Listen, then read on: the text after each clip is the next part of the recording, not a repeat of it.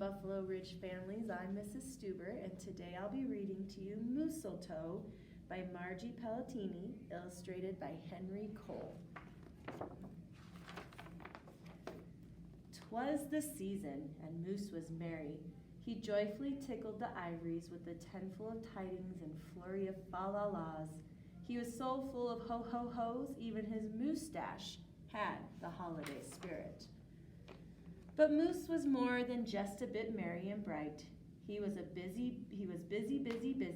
There was a lot to be done on his list of to-dos. But when orderly organization, a bit of regimentation, lots of imagination, and just plain old Moose know-how, getting ready for the big day should have been simple, easy, yes, in all probability, just perfectly perfect. He wasted not one merry minute. Moose got moving and put some hustle into the holiday bustle. He went to work, he wrote cards and letters till his hooves hurt. Check. He shopped till he dropped. Check. He hauled home boxes and bags and presents galore. Moose had gifts for everyone stacked from ceiling to floor. Check, check, check. Then he wrapped, yo, yo, yo, and he ribboned, ho, ho, ho, and on each and every package he tied a big, beautiful bow. Check and double check. So far, so simple, so easy, so perfectly perfect. Another look at the list, and Moose headed for the kitchen. He pulled out the pots, pans, and bowls, sifted through stacks and racks of cookbooks. He whisked with his left, spooned with his right. Moose baked tons of tins of cookies. Check. Dozens of cakes, breads, and sweets. Check, check, check.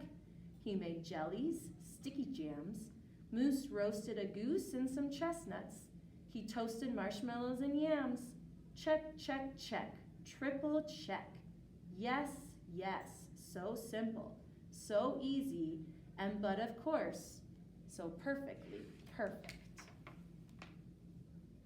Decorations were up next on his list of things to do and get done. So Moose decked the halls, then spruced up the walls. He beaded, bowed, and mousseltoed. He gathered garlands, roped wreaths and holly, jingled bells, sang Noels. Oh, good golly, this Moose was jolly. Check, check, check, check, check, check, check. Last but not least, he hung all the stockings, each and every one with special care. And just in time, too, soon Santa would be there. Check and final check, yes sirree.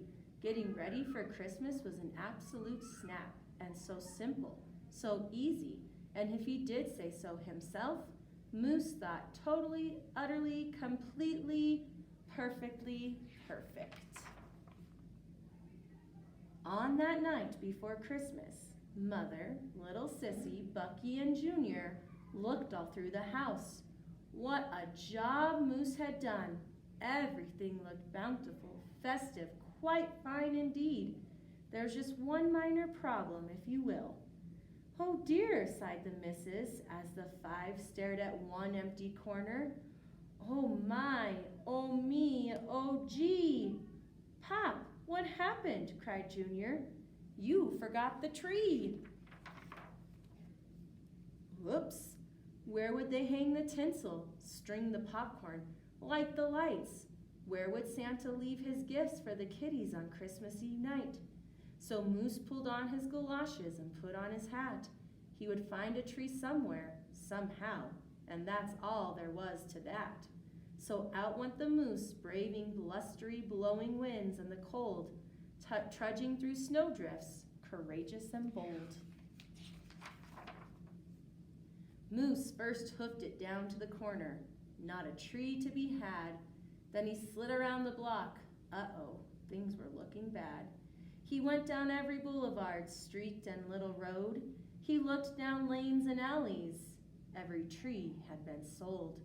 There wasn't a branch, not a twig, not even one lousy, bulbless bough hanging around. Nope, nada, nothing, not a tree to be found. No tree, sighed a sad moose, as he came home empty-handed that snowy eve. The kids tried to make the best of it. They said, "Oh, so who needs a tree?" But Moose could plainly see they were short on the glee. He knew he had to do something, and that's just what he did. In the empty corner he stood and spread his arms out very wide. Then he smiled at his children, and he winked at his bride. "Kids," he declared, "fetch your forgetful pop, some of that tried and true family glop."